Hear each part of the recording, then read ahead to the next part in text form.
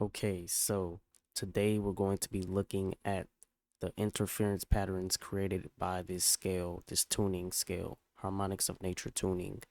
And what that is a scale developed by Fred, or otherwise known as Julian Shelbourne. And he basically created a scale based off the harmonics of nature, hence the harmonics of nature scale. So these are the frequencies presented within the scale, and we see the different ratios. If you want to learn more, you can go on the site, and it explains, there's different tabs, but it's just showing that, like, for example, B flat or A sharp on the piano, 14.4 hertz is correlated to the time it takes the earth to rotate 1/27th of a degree. So these frequencies presented within the scale are actually correlated to the different spin rates of the earth, etc. And we come to find that a lot of the sacred numbers presented in different mythological texts or archaeological structures, or even within nature, within our bodies, different cycles in time, etc., we find them to be connected directly to the numbers presented within this scale, or the harmonics, the frequencies we find within nature. Okay, so to start, we're going to remove this and we're going to begin.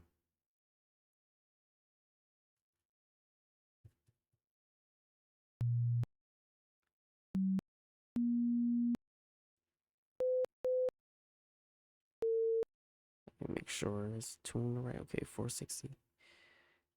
We're going to start on the root note. This is the root of the scale, A sharp or B flat. And this would be the augmented first or minor second interval. Turn it down a little bit.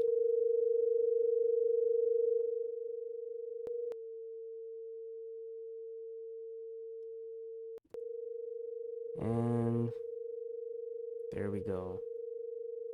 Turn the peak decay off.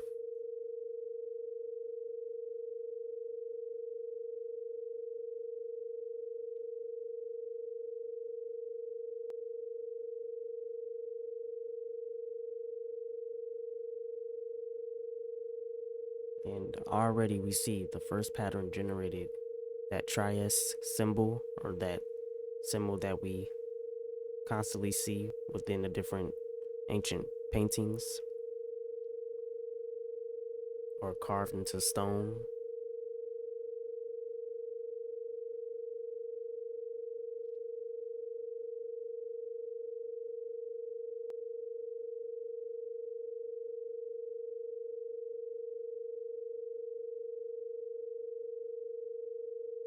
If the sound gets annoying, you could just mute it.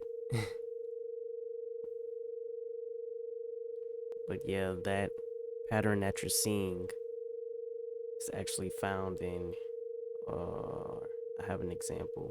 1 second. So here's an example, that three-pointed symbol, connected to the Trinity. And this pattern can also be found in nature. As we can see here, these patterns actually do exist within nature. So this is proof that these are the harmonics of nature. So let's move on to the next interval, which would be the major second or the diminished third.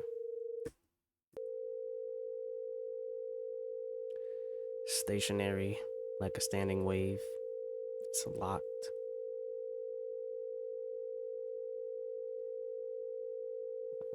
I'm gonna move to the next interval, which would be the augmented second or minor third.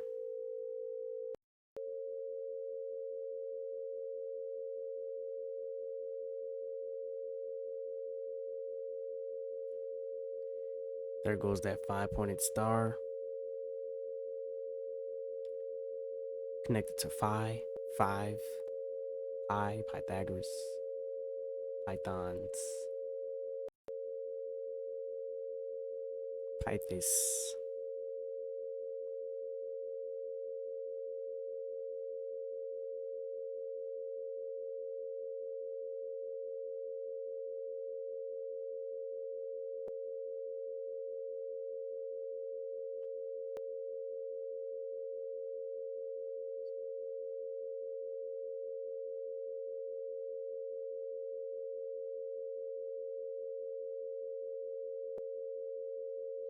All right, let me make this longer. And we're going to move on to the next interval, which will be what is this, the major third or the diminished fourth? Oh, major third. Okay.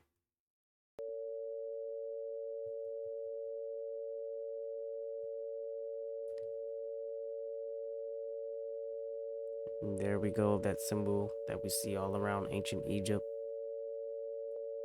or Kemet,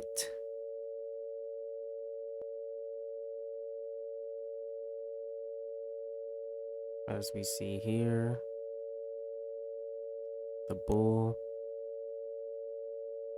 Thoth, Tahuti. And now we're going to move on to the next interval, which would be a perfect fourth or augmented third. And again, we have that pattern. Now we're moving to the perfect fifth or diminished sixth.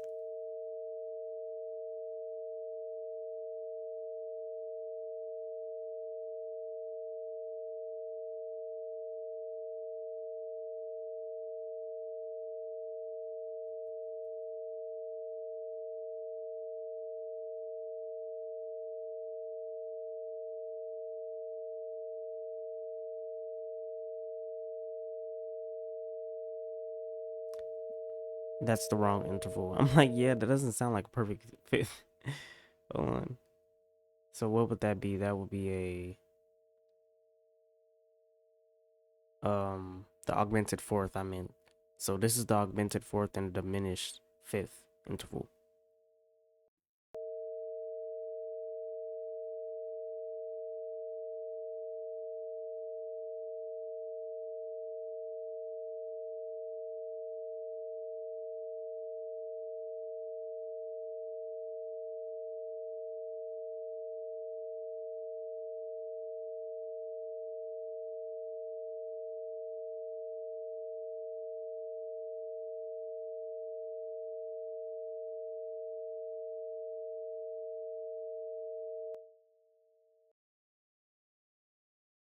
And now moving on to the perfect fifth.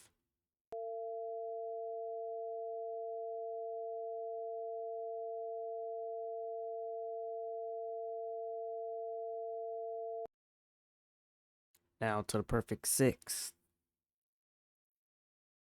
Or the minor sixth, sorry, excuse me.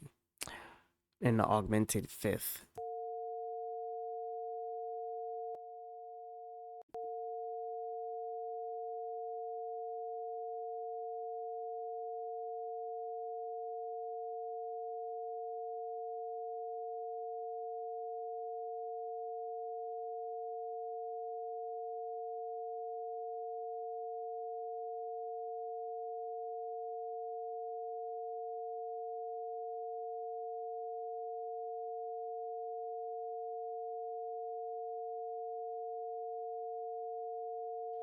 Opening and closing like a chasm, just like the heart.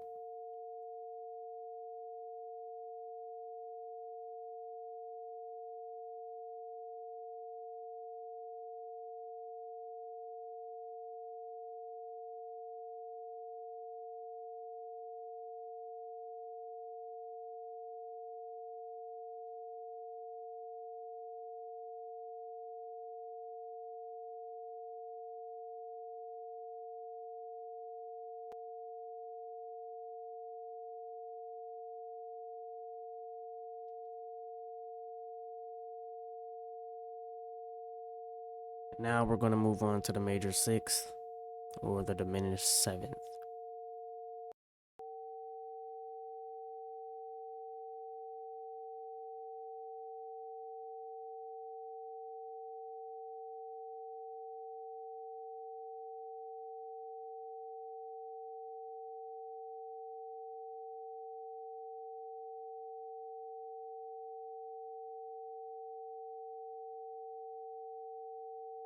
Pentagram again.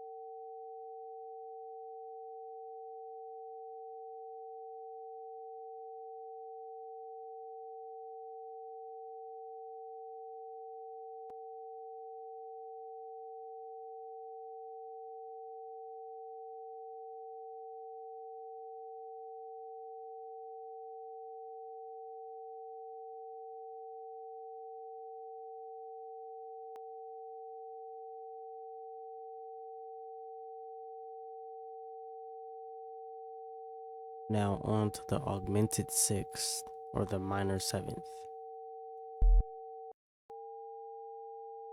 And we have a 7-pointed star.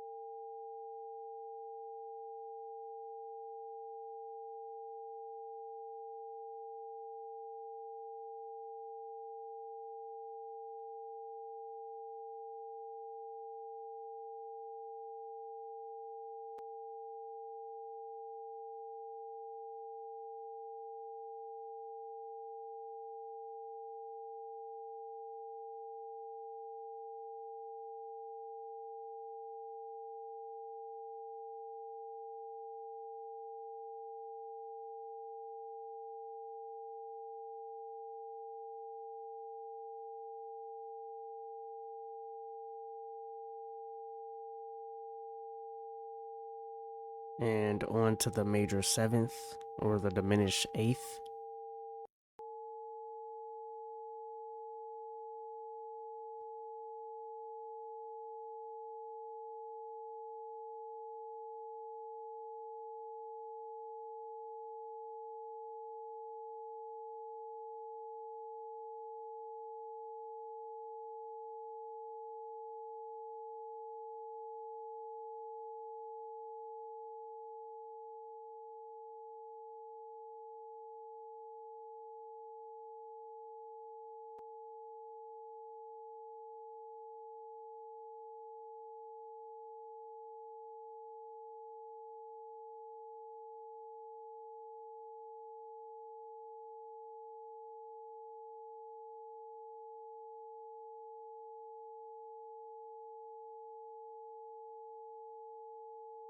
So we could also keep going. This will be the octave. And if we kept going, we would continuously see different patterns. As the frequency gets higher, the patterns get more intricate and detailed. So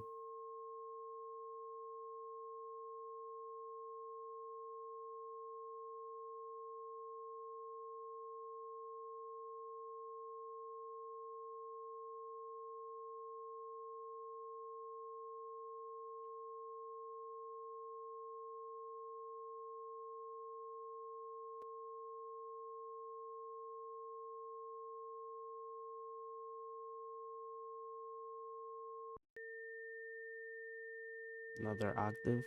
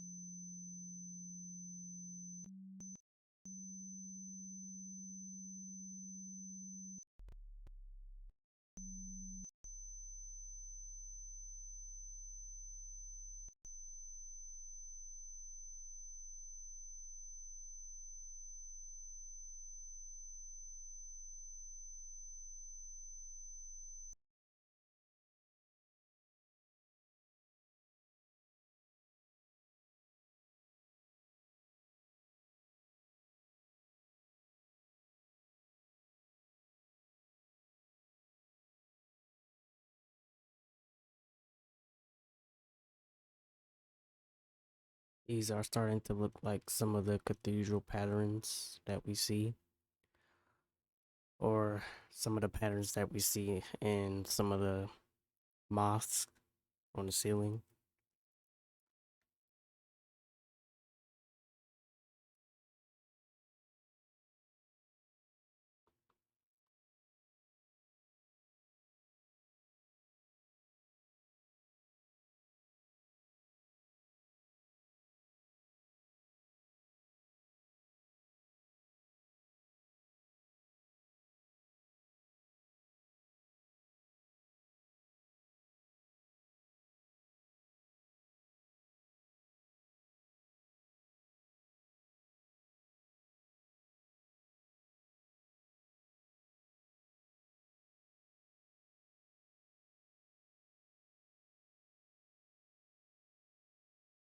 So I think I'm going to conclude this video.